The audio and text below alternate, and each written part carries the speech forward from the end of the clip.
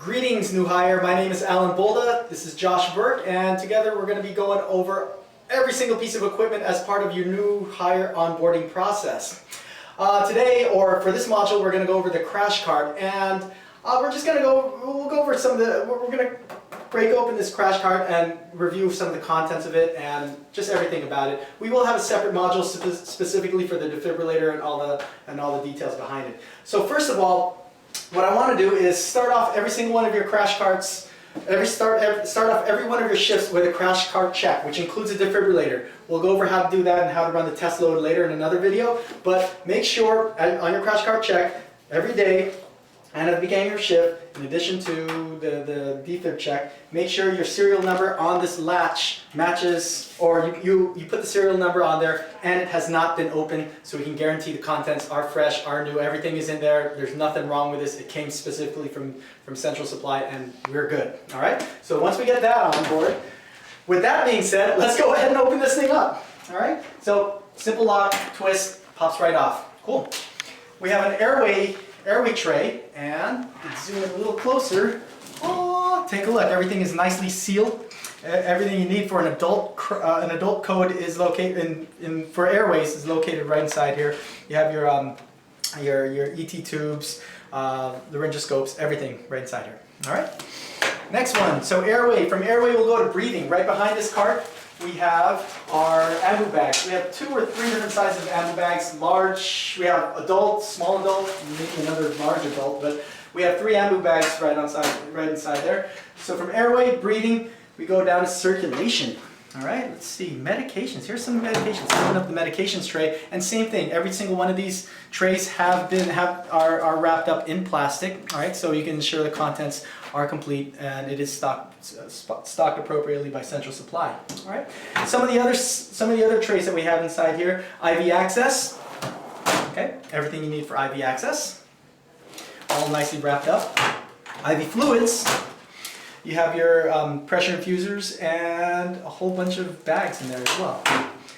And blood pressure cuffs. One thing to note with blood pressure cuffs is sometimes your regular defibrillator that's on the crash cart, some of them might not have a blood pressure port on them, so they do not have the ability to take blood pressures. Just know that you have your blood pressure cuffs, manual blood pressure cuffs right inside here. All right? And the last one over here, central line supplies. Okay, so central line supplies. All right, so airway, breathing, circulation. Some of the other things you want to check in here, we have another box that has all your defib pads. You can see it also has a lock on it. There is no serial number on it, but it does have a lock. Make sure it is locked to ensure that everything you need is inside there. There's additional defibrillator pads there, gloves, all sizes, and surgical face mask. Make sure your O2 tank is full. All right, so take a look at it. Make sure you're in the green over here. That dial's in the green and it's not in the red. All right, if it's not, we gotta make sure that's taken care of. Oh, since I'm on this side, you guys probably didn't know this, but you have a CPR board that's located on the back of the defibrillator pad. In another video, we will go over the Lucas CPR machine that they have here at Oakland and maybe over at Richmond, but just keep in mind you do have that CPR board.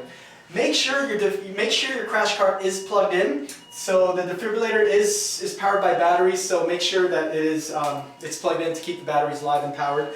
Also, your suction unit is also powered by batteries as well. So make sure that everything, here, let me pull this out. And this is not permanently housed on here. You can actually remove it by pulling on this lever. Okay, pull on this lever, pull it right out, and voila, comes right out. All right? So just make sure that everything is connected, because sometimes you may not get it and it's missing the entire canister, all right, which renders it completely useless. Just turn it on, all right? You can see it's working, turn it right off, and it goes right back on there.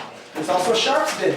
Please do not use a sharps bin like we use every other sharps bin. This one is specifically for the crash cart. So the last thing we want in a code is a full sharps bin. So use this sharps bin only for the codes. Do not use it for your regular sharps that you take care of for regular patients there.